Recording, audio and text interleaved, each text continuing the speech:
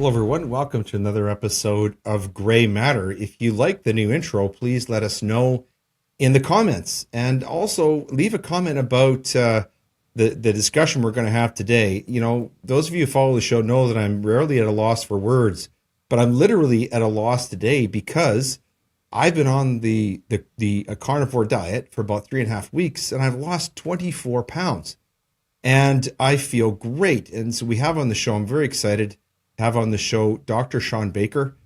He's a world-renowned author and fitness expert, nutritionist, and he's written an incredible book called The Carnivore Diet that we're going to talk about, and also a new system, a new idea in healthcare that he is pioneering. And so welcome to the show, Dr. Baker. It's great to have you on the program. I've been wanting to talk to you for a long time. Yeah, well, I mean, first of all, congratulations on the weight loss. That's awesome. You know, it's always nice to get confirmation for what I've been saying when the guests themselves experience it. So that's good to hear. So thanks for having me. I really appreciate it. Yeah, I'm excited to dive in. But, you know, just so people know, you know, even as woke an institution as Harvard University, they put out a study. You probably know about this, Dr. Baker, a couple of years ago, saying that, you know, there's all kinds of benefits of the carnivore diet. 93% of people over a period of 6 months had improved or resolved obesity and excessive weight. I've experienced that. 93% improved hypertension. 98% improved conditions related to diabetes. 97% improved gastrointestinal symptoms. And then 96 had improved psychiatric symptoms. And I can tell you, I've experienced most of those. I don't think I have hypertension. But wow, what a revelation this has been. And so I'm excited to talk to you about it. And of course, I know that you have a tremendous following in the United States, I'm sure in Canada, but we're very interested to get the word out to Canadian viewers about your work. So before we introduce Dr. Baker fully, as we always do, we're going to go to our framing aphorisms. The first is from Hippocrates, who wrote, "Let your food be your medicine and your medicine be your food." And that's a huge part of what I think the carnivore diet is all about. Next, from the late Henry Kissinger, who said, "Who controls the food supply controls the people. Who controls the energy can control whole continents. Who controls money can control the world." And finally, just a funny one. "Cows eat grass, therefore steak is plant-based meat." So who do we have on the show today? Well, as I said, Dr. Shawn Baker, MD. He's the co-founder of Rivero.com, which is an exciting online clinic for treating chronic conditions as the root cause. He's an orthopedic surgeon, world-leading authority on treating disease with medical nutritional therapy, Amazon best-selling author, world champion athlete, international speaker, podcast host, and consultant. And, you know, he wrote this book a few years ago called The Carnivore Diet, which I read a few years ago, but and I sort of played around with it, but I didn't do it. And when I knew I was going to have him on the show, I said, you know what, I've got to dive in to this all the way. And so I've done it. And it really is a remarkable breakthrough in nutrition. And Dr. Baker, I know you have been really a very accomplished athlete. You just mentioned that you've been up to Calgary to do the Highlander Games. I've seen some of the incredible videos of you training at your home gym, doing things that are truly astonishing for somebody our age. I'm 57. I think you're either 57 or 58 at this point. How did you come across this carnivore diet? How did you sort of make this discovery? Yeah. But first of all, just to study on Harvard, I'm very aware of that study. I helped facilitate that study being done. It was done by David Ludwig, and that came out in 2021. But and you're absolutely right. The people just, like 95% of them got significantly better and everything. So it's pretty cool to see that in print and scientific literature. And there's been a whole bunch more studies that have come out since that time, and there are more in the works. And so it's just giving more and more credence to the anecdotal claims we've been making. But as far as my own personal journey, I was, I'm 58, so you're correct. We're about the same age. When I was about 40, 42, 43, and I do remember I just won the world championships in the Highland Games. And so I was obviously training hard. I was strong. I was fast. I was fit. But I was pretty heavy. I was close to 300 pounds. And you had to be for that sport. Mm-hmm. The average guy that's really competitive, 6'7", 330, 340 pounds. I was on the small side at 6 foot 300. So you can imagine, it requires incredible strength. So at some point I was like, I don't want to be this big. It's just there's some downsides to being that size, and not only just to mention the amount of food you have to eat. And so I had made this decision that I'm going to really work on, just nutrition, because I was pretty proficient at sports and exercise, and had kind of maximized that aspect of it. And so I, went on this very, very low calorie, low fat, high fiber diet with massive amounts of increased activity. I was jumping rope thousands of times in the morning before I went to work. I would, on my lunch hour, if I was in a clinic day and I had a lunch break, I would do a little bit of exercise then. I'd put my kids, I'd spend time with my kids, put them to sleep, and then at night I would do it again. And I lost something like 50, 60 pounds in 3 months, got pretty lean, but I was just miserable. I was like, I was hungry all the time. I was like, I can't do this long term.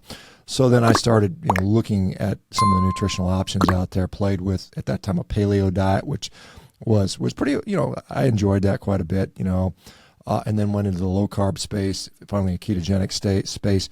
And at that time in my career, I was a practicing orthopedic surgeon and doing lots of, broken bones and sports surgeries and joint replacements. And we had issues with some of our patients, particularly on the knee replacement side, because a lot of them were very obese, and obese people just happen to have higher complication rates. They have greater rates of things like infections, blood clots, poor rehab, things of that nature. And they're technically harder to operate on, just because it's just more challenging to operate on a really obese person. And so as a community, as a local community, all of the orthopedic surgeons got together and said, hey, we're going to limit operations on obese people. We're going to try to really encourage them to lose weight first before we allow them to do surgery. And they have to fail weight loss attempts before you do that. And they didn't really say, do this diet or do this. And so we were kind of left to our own devices to try to get our patients to lose weight. And because I was having success on a ketogenic diet, one of the really interesting things I noticed for really the first time in my life was a relative absence of hunger. I was just like, I'm not hungry, when normally I'd be always hungry. So I started employing that on my patients. And, not all of them, of course, would do it, but some would. And very often the ones that would do it would come back to me 2 weeks later. Not only, maybe they haven't lost much weight, but the really thing that really blew me away was they would tell me that my knee doesn't hurt anymore. The knee we're scheduled to replace. And they said, well, it doesn't hurt. And I said, well, if it doesn't hurt, then you can stick with the diet. You don't need the surgery. And so I started seeing that more and more often. I started seeing with other orthopedic conditions, and then that inspired me to approach the hospital administrative staff and start requesting time out of my surgical schedule, my clinic schedule, to spend some time doing lifestyle counseling. And that went over like a lead balloon. They're like, no, we don't want you to do that stuff. This I really identified with in your book, by the way, because I'm a lawyer and I know what professional colleges are like. So yeah, please continue. But I really could feel your pain when you described that in your book. I was a little dumbfounded, because that's not why I went to medical school. I was like, look, I just want to help people. And if I can afford surgery, that's great. But the reality is, hospitals are set up to where there are very profitable, interventions, and surgery is one of them. And if you cut into that, then they can't pay the light bill. They can't pay their administrative salaries, or they can't pay the pediatrics department. There's some departments that don't make any money. They're kind of a negative thing, and some are very positive. Cardiology can't, chemotherapy, surgical subspecialties, and so on and so forth. And so that really just kind of frustrated and jaded me. And so eventually, I left clinical practice. It was kind of a legal battle, quite honestly, where I had some. My license was pulled for a little bit, then I got it back after an independent review. It was a bad time for me. I was really frustrated by that. So then, but anyway, during this time, I discovered within this low carb online community these crazy people that were just eating meat, and I thought they were nuts. I literally, like, you guys are nuts. This doesn't make sense. They called themselves a zero carb group, or zero. They had a group called Zeroing In on Health, and it was led by a guy named Charles Washington, who's he's an African American dude, marathon runner. Just kind of standard, basic, common sense advice that goes in contrast with the nutritional advice we've been giving people for the last 50, 75 years. But the results were undeniable. And so after about a year of just kind of vicariously, watching these guys and getting their successes, seeing all their successes, looking at their source literature, I convinced myself, hey, I'm just going to try it. And at that time, I was on Twitter, and I had a small following. I had maybe 3,000-4,000 followers. And I just jokingly said, hey guys, look what I'm going to do this. I was kind of in a low carb space, medical low carb fitness space. And I said, guys, I'm going to try this all meat diet for 30 days. I know that I'm going to die, and what am I going to die? And I had a little poll that was, your arteries are going to clog up, you're going to get scurvy, your colon's going to fall out from lack of fire, something like that. And of course I do the 30 days and none of that of course happens. And I literally felt like the best I'd felt in a decade. I was really shocked. I was like, man, I feel really good. I've got aches and pains. I was nearly 50 at the time. And it was like it was gone. It was like, wow, I feel like I'm maybe like in my 30s again. And that was really, really, really exciting for me. So, I did 30 days and then I went back to my kind of more moderate, low carb diet. But I immediately felt worse. And I was like, I kind of like feeling good. And I remember my wife asked me, well, how long are you going to do this for? I said, I don't know. Maybe I'll see if I can do it for a year or something. So I ended up making it a year, and I got on Joe Rogan's podcast. He'd gotten wind. In the interim, I'd convinced 100 people to try this. And this is what really kind of got the gears rolling, because I convinced 100 people to do it. And we collected all their data. And the average person lost like 14 kilos, so just about 30 pounds. There must be tens of thousands of people doing it now. Oh yeah, there's more than that. There's hundreds of thousands at this point. Wow. But so and this is over 90 days. So 100 people, 90 days, average weight loss 30 pounds. It was like 8 centimeters off their waist. Their resting heart rate went down like 10 beats. Their every subjective thing we can measure. We didn't have any money. We couldn't collect labs or anything. We were just asking subjective questions and things we could get for free. Everything got better. And then I guess Rogan saw that, put me on the show. And then, of course, when you go on Rogan, lots of people are exposed to your thought for good or bad. And then, a lot of people, particularly in the plant-based vegan crowd, started, sort of, this guy's, the worst thing since Hitler, an evil guy. And I'm like, all I'm doing is trying to get people healthy. And this is what I found to work. So that was kind of my sort of origin story when it comes to how I got into carnivore. I was asked to write a book on this. I didn't really have any big plans to write books. I honestly don't like writing. I think it's not my favorite thing to do. But the publisher actually contacted me and said, hey, could you write a book on this? And I said, okay, I'll do it. And so I wrote it. And I guess it turned out pretty well. It's a bestseller. It's been doing really well. Yeah. And a lot of people, because I wrote it in a way just like, let's just, cut the chase, straight to the real stuff. Don't try to sugarcoat it, and just get it out there. And it holds up quite well. I mean, it was published in 2019 and end of 2019. That was 5 years ago, plus a few months, and it still, it still sells well today, and it's still, I think it still holds up pretty well. I would put some more studies in there now because more studies have come out since that time. But at the end of the day, it's still a very good book. Well, it is. It's an incredible book, folks. It's called The Carnivore Diet. It's available any place you buy books. And I agree with you, Dr. Baker. It is very readable, obviously written by somebody who has medical scientific knowledge. But apart from the fact that it's very readable, there's two things I really noticed about the book that I appreciated. Firstly, everything that you say in the book is backed up by data. You don't go off on tangents and just say things. Everything that you say in the book is backed up by data. The other thing that I really loved about the book, and I want to get you to comment on this because it seems as though it was by design, is you don't say that the carnivore diet is for everybody. And you also take the time in the book to talk about and sort of deal with other types of diets. You talk about ketogenic diets. You talk about pure vegan diets. You talk about paleo diets, and you compare and contrast sort of the pros and cons and the benefits of each. And I found that was very, very useful.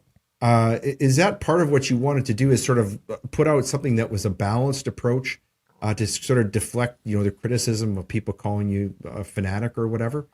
Well, anyone who's talked to me over a period of time realizes, I am a full-throated endorser of a carnivore diet. I think it has tremendous therapeutic potential.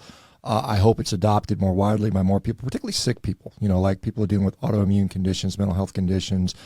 The list goes on and on of what I've seen it help with. But at the same time, I will certainly concede not everybody needs to do it.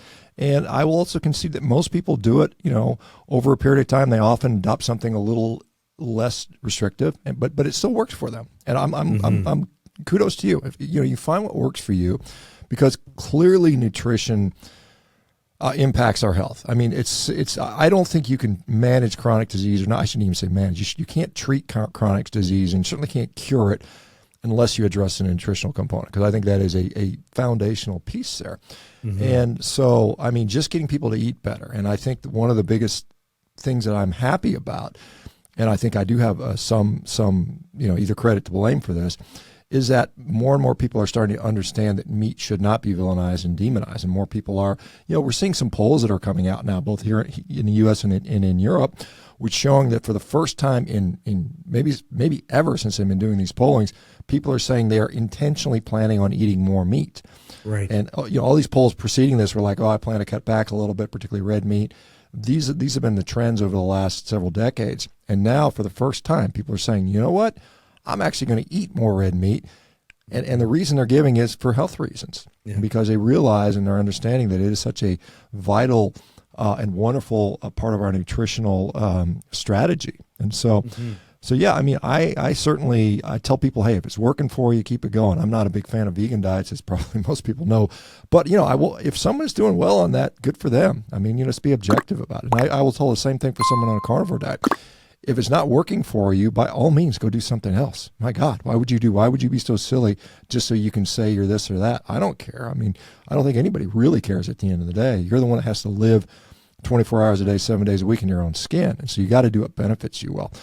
I do believe that, a carnivore diet is a very powerful intervention, and it can be a very powerful lifestyle option for, I think, millions and millions of people, quite honestly. Mm-hmm. Mm-hmm. I agree. I'm a convert. Now, one of the things that you do in the book, and you also talk about in your interviews, for example, in Joe Rogan and London Real, is you chart almost a direct correlation, almost like a causative relationship, if you will, between a reduction in meat consumption, let's say in North America, and a corresponding rise in and basically chronic illness and things like heart disease and cancers. And the secret in this, I believe you talk about this. You talk about something called phytonutrients. And I think this is a mystery to a lot of people. They wonder, well, how can you just eat meat? How do you just eat meat? How do you get all the good stuff that's supposed to be in plants? You want to explain about how that works? Yeah, well, you're absolutely right that, I mean, and this is specific to red meat. We've seen a dramatic reduction in the United States, and I assume Canada. I don't know Canadian stats, but I assume they're probably similar trends. They are. A significant drop in beef consumption in the U.S. population since about 1970. I think our beef consumption peaked in 1977 at around 92 pounds, or 40-ish, 42 kilos per person. And now it's down to about 52 pounds, something like that. It's slightly up over the last year, I think.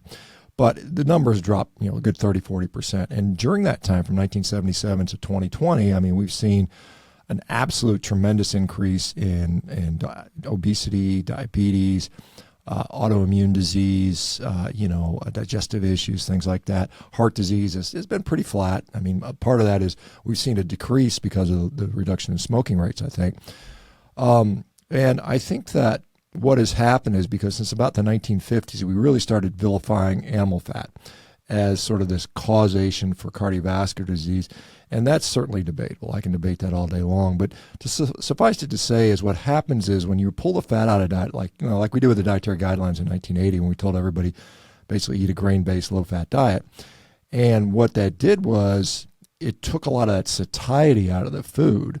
Like meat is incredibly satiating, as you're probably finding. You're finding that your just appetite's not as high. You probably eat less frequently. And so when you remove that from the diet, people want to snack more. And that's the snack food industry loves that because they're out there with all the, the TV commercials and the product placement and the never-ending messages coming from the dietary committees and the dietary organizations telling you, you should be eating, throughout the day and eat a variety of foods. And it's interesting that we have a USDA, the U.S. Department of Agriculture, sort of developing our dietary guidelines when their mission is to sell every commodity they produce. And so, of course, the guidelines are going to say eat everything, and how do we do that? And and what we produce in the United States, and probably Canada, is very similar. A lot of grain. You guys produce a lot of barley up there. Right. We produce a lot of corn, wheat, and soybeans. And so and where does that all go? It goes into this ultra-processed kind of garbage food that we're fed. And so, I mean, I think that the vilification of dietary fat and red meat in particular has been a net disservice to the population, in my view. I mean, because what it's replaced with and what it causes is probably much worse than any problems it might have caused. Mm-hmm. And the food industry really is not committed to health, is it? And it turns out this Kellogg guy was kind of a weirdo. Got everybody on cereal, had some idea he wanted people to stop, masturbating or something. But it turns out that actually there's a profit motive in these highly processed foods that works directly against our health. Is that what's driving this? Is it that crass that the food industry, what they're trying to feed everybody, is that they know it's bad for us, and correspondingly it's driving up disease and causing us to have to medicate ourselves, when really that people like Hippocrates were correct, that actually most of wellness is in the gut, and then you can actually eat your way to health. Yeah. So just with regard to John Harvey Kellogg, back in the late 1800s, he was a devout Seventh-day Adventist and had some really kind of extreme views on health and nutrition and the morality and the fact that red meat was a driver of lust and lustful thoughts and masturbation and adultery and on and on and on. And so he went to great pains. There was some rumor that he was married and never had sex with his wife outside of the few times he had to procreate for his kids. But he was a bizarre guy, for sure, if you go look into history. And then, as an offshoot of his sort of ideology, the United States the American Dietetics Association was formed by some of Harvey's, colleagues, particularly Lena Cooper, one of the two founding female members of the Dietetics Association. So we've had, from the very beginning, from the very genesis of our dietary, programs in the United States, have been this sort of weird ideology around red meat. But as far as the food companies are concerned, absolutely. I mean, they're in it like any other company to make money. I mean, their job is to make as much money as they possibly can, like the pharmaceutical company, like the healthcare entities. Money is the KPI that matters to them. The key performance indicator is money. And, the food is just that's just their product, and they don't really concern themselves with the healthfulness of it. It's like, what do people eat? What tastes good to them? What will they buy repeatedly? And they literally employ chemists and engineers and food scientists whose job is to make this food as addictive as possible. I've talked to those people that have literally told me my job was to make food addictive, right?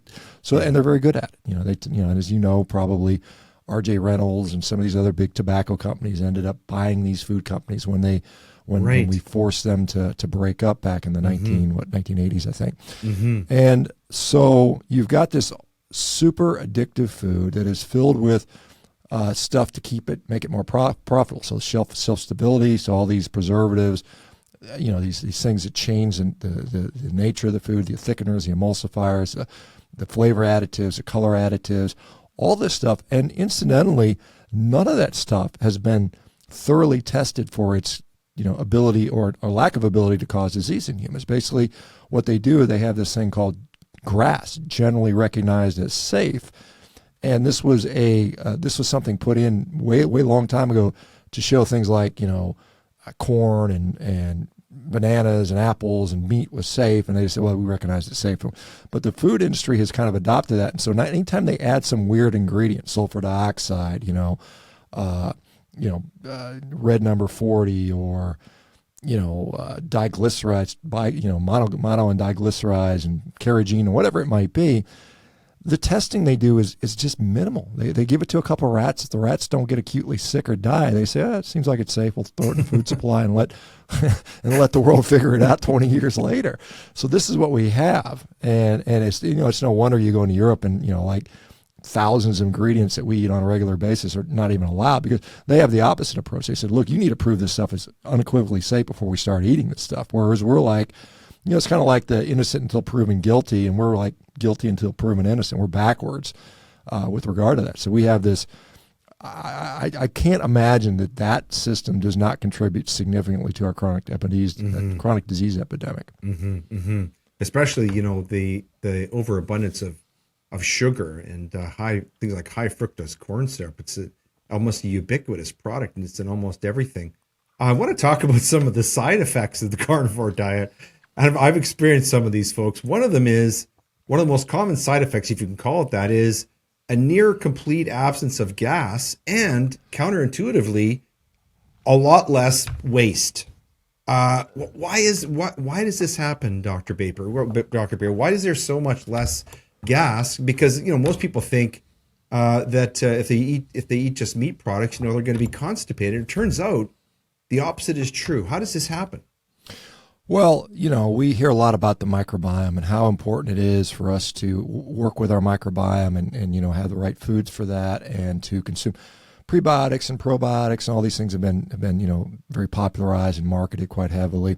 And the truth is that microbiome is, it is sort of important when you're consuming a lot of plants, and particularly a lot of fiber, because we as humans have no capacity to digest fiber. We cannot break down a single molecule of fiber in our body. Now, fortunately for those people that eat a lot of fiber, we do have microbes that live in our primarily our large intestine that can break that down. Now, the side effect of that is bloating, gas, farting, all the stuff that we think is and it's interesting to me because I didn't discover this until I went carnivore when I was just about 50 years of age. When I would eat something, you would just know you eat something. You can feel a little bloating, a little bit of discomfort, your tummy's rumbling, sometimes you have some gas, and you think that's just normal because that's the way it's been for 50 years or whatever. It's been for centuries for everybody as far as we're concerned. But that just went away, completely gone. It's like you don't even notice anything. And so then it's like, well, every other organ system in my body, if I have a headache, there's something wrong. If I have chest pain, yes, there's something wrong. If I'm breathing, my lungs hurt, something's wrong. If my knees hurt, something's wrong. We all would concede that. But we accept the fact that we have pain and discomfort with digestion, which doesn't make any sense to me, just on a first principles, kind of level. And so you think about if there's something, if your guts are hurting or or uncomfortable, it's either you're eating the wrong food or there's something literally wrong with your gut at the time. And so what happens with carnivore is we are designed to digest meat extremely efficiently. I mean, we have this incredibly acidic stomach. Our gastric pH is about 1.5 at rest. That is, equal to it's even more acidic than a lion's stomach. It's about the same as like a vulture or a hyena. We are the most acidic environment of any creature. And if you look at it, if you think about it from an evolutionary standpoint, if you subscribe to an evolutionary model, I know some people don't, but it's thought that early hominids, or homonyms, I guess they call them now, would scavenge first. And so when you're scavenging, let's say a lion eats a zebra and the carcass, they usually leave, like they've done studies in Africa, where the lion will leave about 20 kilos of meat behind. And so that's a lot of food. So the early, primitive humans would come up to this and say, okay, here's a free feast. But that meat had been setting out for several hours, so of course bacteria are there, and so some of them would get sick. The ones that had a little more acid would not get as sick, and they would be more likely to reproduce and on and on. So we developed this really acidic stomach environment, which is it's incredibly metabolically expensive to produce that really low acid. I mean, it costs a lot of energy, so it's not there just for the hell of it. It's there for a reason. Right. So we have this incredibly acidic stomach, which facilitates meat digestion incredibly well. Our small intestine pretty much absorbs almost all of the meat is absorbed. I mean, it's completely absorbed in the small intestine with a tiny amount of liquid that doesn't get absorbed.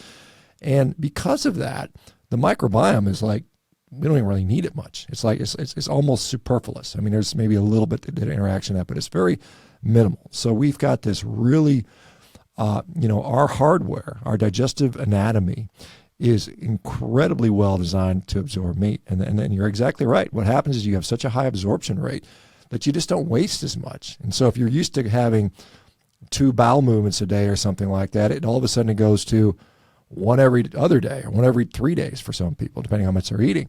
And that's first, sometimes it can be a little concerning, but then you realize it's man, I'm just absorbing everything. And that's why you have this sense of satiety, because now when you eat, everything gets absorbed. You get all the nutrition out of it. There's also some, some of these new drugs, these GLP-1 drugs, these Ozempics and so on and so forth, act in a very similar mechanism, in that the meat actually stimulates that till you get this profound sense of satiety. And then when that's occurring, guess what? You don't overeat. You don't want to eat all the garbage. And that's what's really been interesting for many people. But yeah, you're absolutely right. You have less waste, you have less bloating, less gas. Probably have better satiety. That's what most people find. Yeah. Folks, we were talking with Dr. Shawn Baker. He's the author of an incredible book called The Carnivore Diet. If you're intrigued by what you're listening to, please leave some comments. The other thing that I noticed, Dr. Baker, as you take a sip of water, is before I started on carnivore myself, I would drink things that were really bad for me, like diet sodas and the like. And I noticed that I don't know if this is a common side effect, but I noticed that as I started eating carnivore and my diet got cleaner, I became thirsty for one specific drink, and that's good, clean water. Is this something that you've noticed as well in people that have followed the carnivore diet? And have you noticed this yourself? Because you've been on the carnivore diet now for many years, right? Yeah, but this is my 9th year. So, I mean, first of all, when you think about when you worry about drinking stuff, I mean, I look at what does every creature on planet Earth drinks. They all drink water. I mean, it's just and mammals will drink milk for a period of time, right? But we all drink water. And so, I mean, there's no animal out there complaining because they don't have, purple Gatorade or orange, I mean, it's just water is fine. I mean, it's like, that's what we're literally designed to drink. And to your point that, particularly as you transition to this diet, if you're on a high carb diet, a grain-based diet, a lot of refined carbohydrates or whatever, you're going to have pretty high levels of insulin typically. And when insulin levels come down, what happens is insulin impacts our kidneys to the point where when insulin is high, our kidneys will retain more sodium, and water tends to follow sodium. So you end up a little bit more, maybe swollen with too much fluid, And a lot of people notice that when they go low carb, whether it's carnivore or keto or something like that, they will immediately drop a bunch of water because, the insulin drops, the kidneys let go of more sodium, the water follows it. And so, and then, if you couple that with a higher protein diet, which a carnivore diet usually is for most people, most people when they go carnivore, they're eating 20, 30, 40% of their calories to start coming from protein, whereas the average American, and I assume the average Canadian, usually gets about 15%, which I think is probably too low for most people. Yeah. And so, we need some metabolic water to deal with both the fat and the protein in there. So your water, I think, needs to go up a little bit, and you also don't retain it as well. So I think you might find that drinking a little bit more is appropriate with this, which is very good for you, as is moderating or modulating properly your insulin response, because that's going to help people who are pre-diabetic and diabetic, right? Yeah, absolutely. I mean, this is wonderful for diabetics and pre-diabetics and people that are insulin resistant or have metabolic disease, which is probably related to that. It does a tremendous job at, I've seen type 2 diabetics that were on massive amounts of insulin completely come off of it, come off all their drugs. In fact, that study you quoted at the beginning from Harvard, of the 200, and I think they had about 229 diabetics in that cohort, and they all came off all of their drugs that were injectable, outside of insulin. 92% came off all of their insulin. Like 84% of them came off all oral medication. So that's extremely impressive results. You don't really see that, with any other kind of intervention. This is incredibly powerful for diabetics, especially. The other thing that I've noticed, I'm a bigger guy like you. I'm a little over 6'2". When I started the diet, I was almost 280 pounds. I'm working my way down to 250. I was a hockey player before. I played minor league professional hockey, and I had noticed problems with my hips and knees, and I've noticed that all that stuff has gone away, and I've had a lot more energy in my workouts. I don't have knee pain. I don't have to take Advil or anything anymore. What is it about the carnivore diet that helps people who suffer from inflammation and things of that nature in their joints? Yeah, you had pointed to earlier the fact that, with we're talking about all the disease starting in the gut, and there's a lot of validity to that. If you think about, how we interact with our environment around us, we think about what is the biggest area of surface that would contact the environment. We think our skin. Our skin covers our whole body, and the surface area is about 1.7 square meters if you calculate it for the average sized person. But our skin is, it's kind of a barrier. It's waterproof. It doesn't let things come in. It kind of keeps most things out. Whereas our gut, on the other hand, and most people don't realize that the inside of your mouth, your esophagus, stomach, your intestines, that inside, that actual tube, the inside of it is actually external to the body. That's outside of our body technically, right? Mm-hmm. So it's like a donut. That's like the whole of a donut. The whole of the donut's not part of the donut; it's outside of it, and you just stretch the donut. Really and we long. shouldn't eat donuts, not even meat flavored ones. Right. Well, you shouldn't eat donuts, true. But because of that, because of the fact that it's external to the body, and then we have all these little ridges. We call them villi and microvilli, and so the surface area is dramatically increased. So the surface area of the gut is about the size of a tennis court, which is orders of magnitude larger than our skin. Not only that, but our gut is designed to take things in. You think about it. If our gut was like our skin, then we would starve to death. Right. It's designed to pull in molecules and nutrients and other things. And so when it's damaged, that little semi-permeable barrier loses its sort of selectivity, and then all of a sudden all this extra stuff gets in. Mm-hmm. So that leads to an inflammatory response in a lot of ways. And so what happens is when your gut starts to heal and it's reestablishes that proper barrier, then all of a sudden the inflammatory components are removed from that, and then the body just feels better. And so we see that over and over again. I see in the literature, we see that, for instance, high insulin is associated with increasing development of arthritis. So therefore, low insulin should have the opposite effect, and it seems to. There's studies looking at, for instance, low-fat versus low-carb diets on things like knee osteoarthritis, and they show that low-carb diets are much more efficacious for reducing knee pain. And that's something I see all the time, literally on a daily basis. I see people going carnivore, and they say, you know what, my shoulder pain stopped, or my knee pain stopped, or my plantar fasciitis went away, or my chronic, whatever, this or that itis gets better. So it's incredibly powerful. And we also see numbers. We see the objective numbers, like when we look at inflammatory markers in the blood. There's one in particular called C-reactive protein, which is kind of a non-specific marker that kind of can change pretty quickly. We see that very quickly starts to return to very low numbers. If people have very high elevations, we'll see it come back to normal very quickly after going on the diet. So clearly it's beneficial in from the inflammatory side. And that's one thing our company, you mentioned Revero, yes. Revero. Those are the conditions we treat, metabolic disease, diabetes, obesity, inflammatory conditions, autoimmune conditions. And so and that's the same thing we see in our clinics. Our doctors, take people and they put them on sometimes carnivore, but often other diets, and we really play with that and see how people respond to that. And it has been really, really exciting to see that we can really, do medicine as it should be. I don't think we've gotten to where we've just gotten to it's a pill for every ill, and heal with steel, better living through pharmacology, all these little catchy, funny slogans, which but the reality is those things have tremendous downsides that we kind of just accept or ignore or underemphasize. Anytime a drug company comes out with their latest drug, the benefits are always overestimated and the side effects are always underestimated. And then 20 years later you find out, oh, that was actually a bad deal for everybody, but then it's too late. How did Rivero come about? Now, Rivero is, I looked at the website. It's described as a personalized root cause treatment for chronic disease. And it invites people to join to treat things like diabetes, hypertension, obesity, autoimmune, a lot of the things that are alleviated by the carnivore diet. Yeah. How did the concept of Rivero come about, Doctor? Yeah, so I will give credit to my co-founder. She is a data scientist and AI engineer out of Silicon Valley who put her autoimmune disease in remission several years ago. She approached me and said, hey, I'd love to collaborate with you to try to bring this to the masses in a way. And so we started out with just kind of coaching programs, and then we quickly realized if we wanted to make a real difference, we had to have an actual a true medical facility.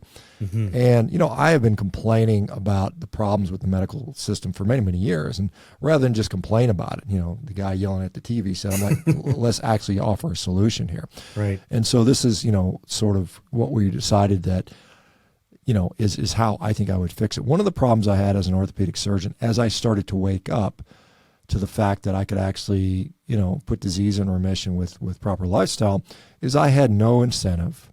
I had no facility.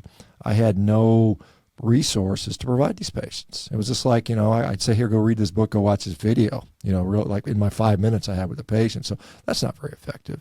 And what I really found out is that if you're dealing with somebody who has a chronic condition, whether it's diabetes or depression or whatever, and you want to address the nutritional component, it takes time. It takes effort. It takes support. It takes daily feedback.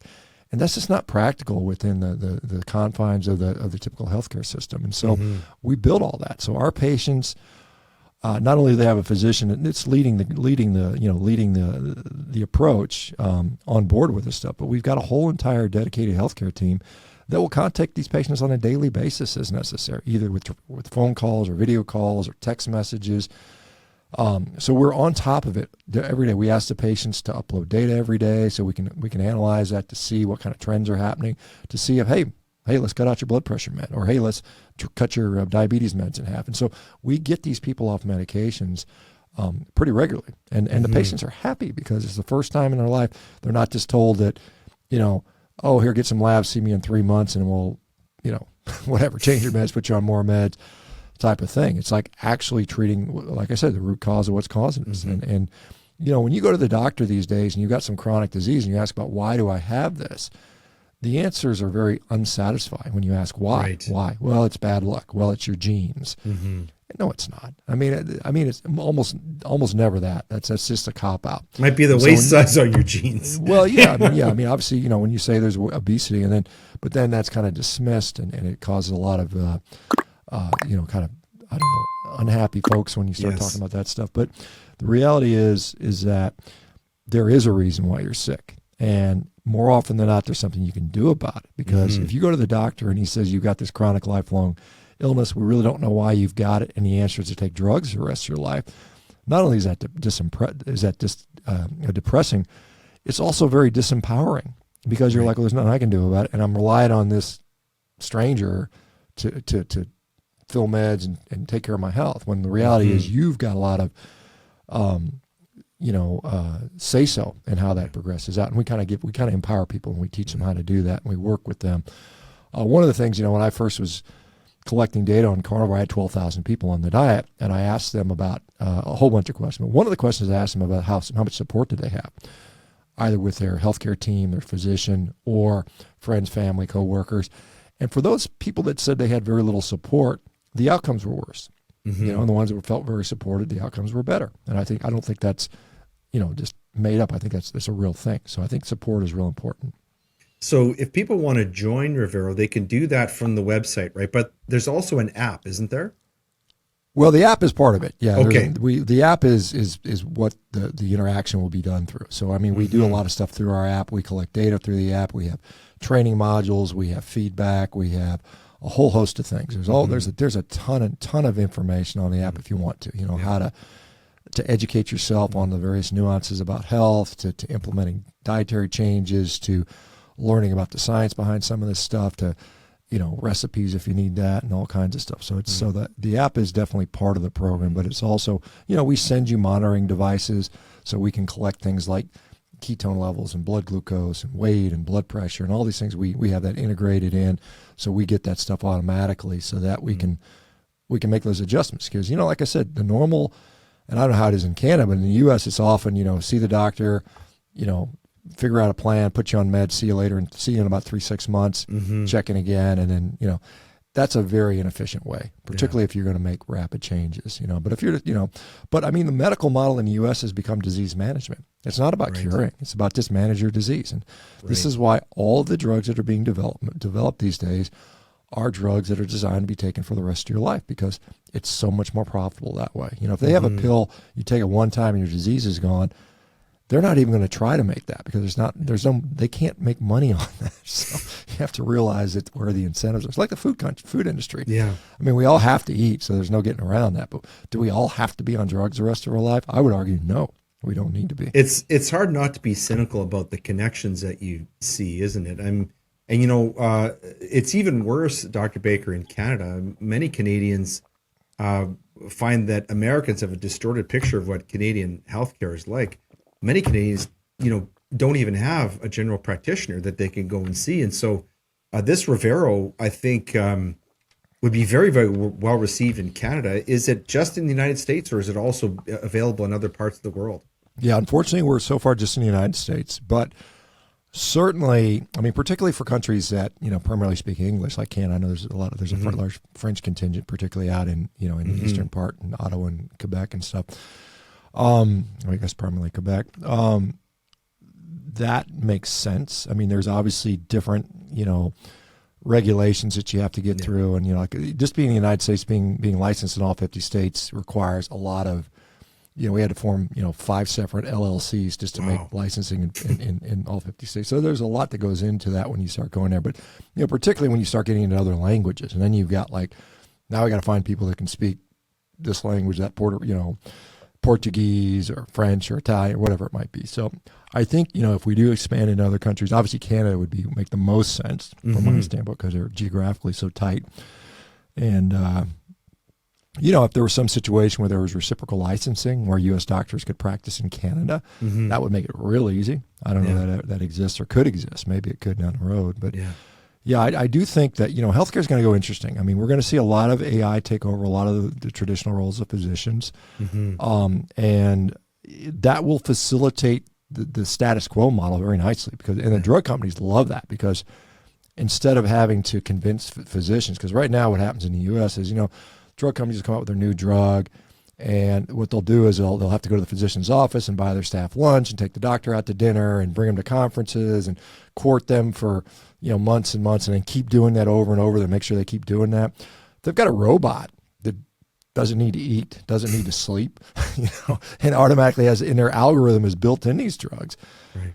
That's going to save them a lot of money. And so we're going to see that. We're going to see a lot of that happening through AI. And the patients will like it too, because now, instead of having to put my clothes on and go wait in a waiting room with a bunch of other people sick and coughing and disturbing my day, I can just log on at the end of the day after work, type on the screen, an AI guy chats with me, and maybe I stick my finger in a monitor that has a way to test my blood. There's going to be, eventually the technology allows us to check our blood without sticking a needle in there. And then it'll be like, okay, you've got this and this disease, and we're going to send you the drug through an Amazon drone. It's going to fly to your door later this afternoon, and your drugs are. And this is where medicine's going to go in many ways. And that will facilitate the pill for everybody else, keep everybody chronically medicated. And some people will be happy about that. I won't, not personally. I mean, I think that's not where we want to go, but that's where we will be going for a lot of us. So this is an option to that.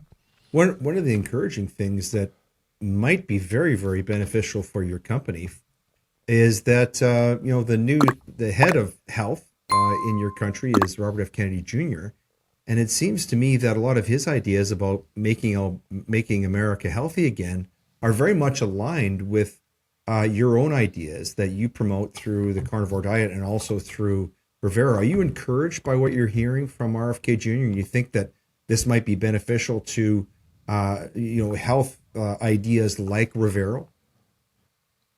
Yes, absolutely. And, I was supposed to meet with him in February this year. Unfortunately, a hurricane canceled the event, so I ended up not going. I remember I got a phone call, hey, can you meet with RFK and his team? And so we'll see what happens down the road. I know a lot of the people that are within that space. I think that, he's obviously, very motivated. He's making some changes. I mean, obviously they're going to be tempered because there's going to be a big pushback. A lot of it's going to get fought in the court system. It's going to be tied up. A lot of the companies say, hey, if we can just tie this guy up for 3 or 4 years in the courts, we can just kick it down the road. And there'll be small concessions. But I do think that there may, the environment, again, ultimately I think the market will dictate where things go. And if people are tired and frustrated with a crappy food system, a crappy healthcare system, and they want to support, companies like mine and others that are doing what they think is the right thing, if they agree with what we're doing, then I think that's how we actually are going to ultimately make the changes. I think the market is going to drive everything. Now the regulations and the government can sway that one way or the other, but I think the real force of change is going to have to come from the people in a grassroots system. I'm not going to, hold my breath and assume the government's going to do all the right things. I think they're going to make some changes. Is it going to be broad sweeping changes? Like, I know at the beginning they talked about, we're going to ban pharmaceutical companies from advertising on TV. And now we hear FDA Commissioner Marty Makary saying, well, we're not going to ban that, but we're going to make some adjustments to it. So they're already conceding, because you got to realize the pharmaceutical industry is incredibly powerful. Yes. I mean, they've got how many politicians in their back pocket? They've got so much resources. They're not just going to turn over. They're going to do everything they can to, benefit themselves, like as any company would. I mean, that's just to be expected. And so whether they've got to file lawsuits, whether they've got to bribe politicians, whether they've got to put up roadblocks any way they can, they're going to do that. And so, like I said, it's ultimately going to come down to what the people are willing to pay for. Because, I tell people, if you don't like what a company's doing, why the hell are you giving them money? Yeah, vote with your if you don't like what they're doing, stop giving them money. And the other thing that that really is, I guess, is a knowledge issue is people don't know how good they can feel. They're turning to bad food. They're turning to things like medications because they want to feel better, and they have no idea how good they could feel if they just ate the right things and didn't eat the wrong things. And you're a fine example of this. You are even now, I believe you're a world record holder in rowing for your age category. And some of the stuff you post, I can't believe some of the stuff you're doing in your gym. Some of the leaps that you're doing and the poundages, it's incredible for someone your age, but I'm beginning to experience it myself. I'm feeling like I can do things that I thought were behind me, that were a product of age. But I think if people like you can get this information, this idea out there, and hey, you can feel really good that a lot of the limitations that you think you have, you don't really have. It's because you're eating the wrong stuff, and your problem is in your lifestyle. When you stop poisoning yourself, pretty amazing things happen. And I don't say that totally jokingly, but I mean, I think a lot of the food is harming us. Yeah. And when you stop consuming that stuff and start consuming stuff that's better for you, it makes a world of difference. And, my bias is I think meat is the ultimate food. I think it's a superfood. I think red meat is fantastic.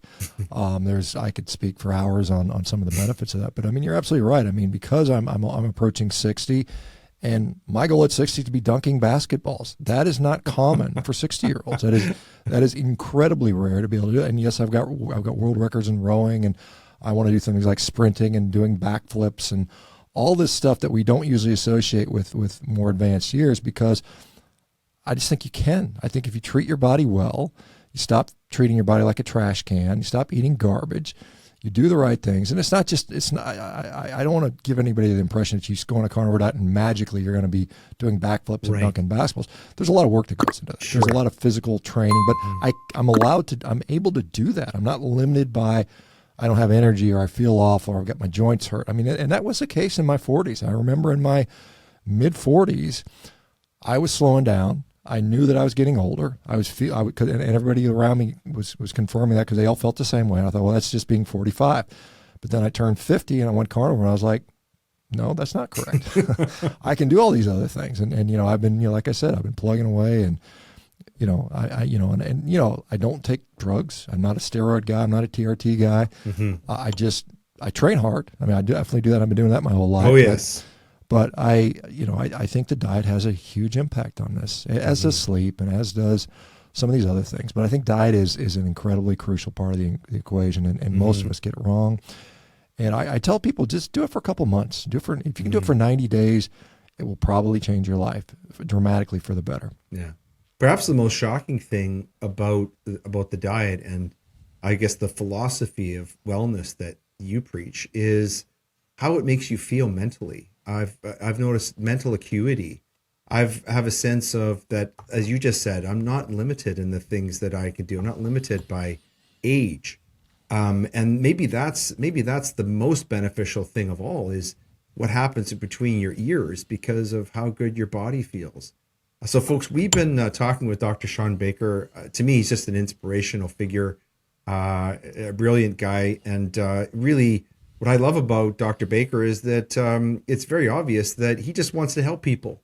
And he wants people to be healthy. He wants people to feel good.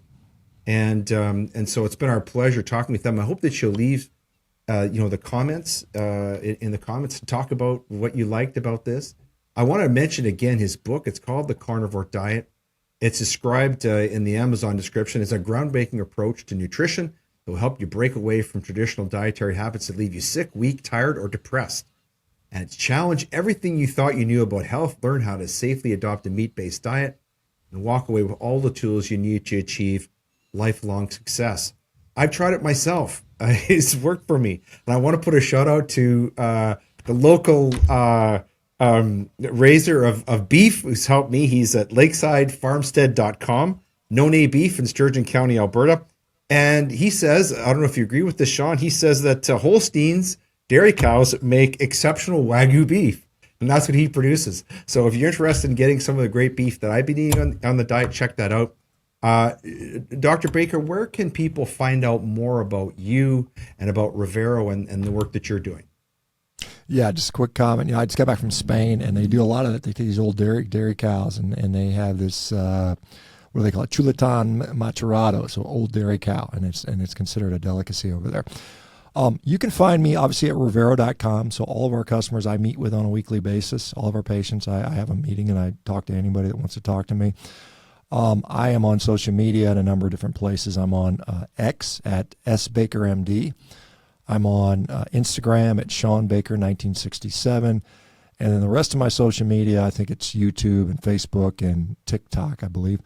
It's Shawn Baker MD. So those are the places that I'm on regularly. And I would encourage anybody, this my final thoughts are, your health is very much in your hands. Don't outsource it to anybody else. Don't get disempowered. There's a lot of things you can do. You would be amazed to see the number of conditions that improve through nutrition. And it's damn near everything. I got to tell you. I mean, it's amazing what I've seen over the years.